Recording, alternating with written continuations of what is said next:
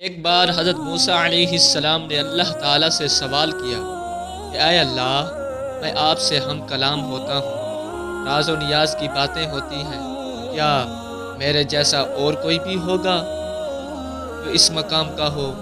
اللہ تعالیٰ نے کون سا ایسا جواب دیا حضرت موسیٰ علیہ السلام کو کہ موسیٰ علیہ السلام حیران ہو گئے۔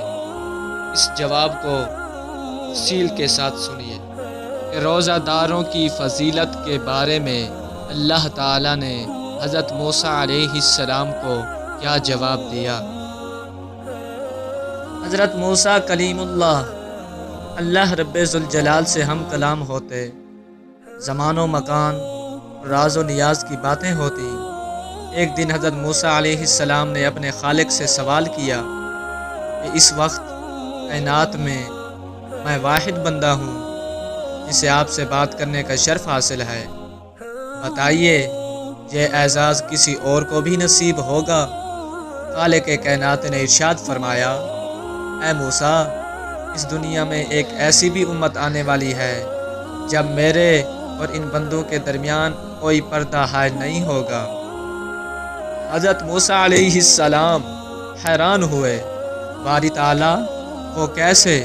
اللہ تعالیٰ نے فرمایا، یاد رکھ موسیٰ، تیرے اور میرے درمیان کلام اور ملاقات کی صورت بے شمار پردے حائل ہیں، جبکہ عامہ امت کے ساتھ یہ معاملہ ہرگز نہیں ہوگا۔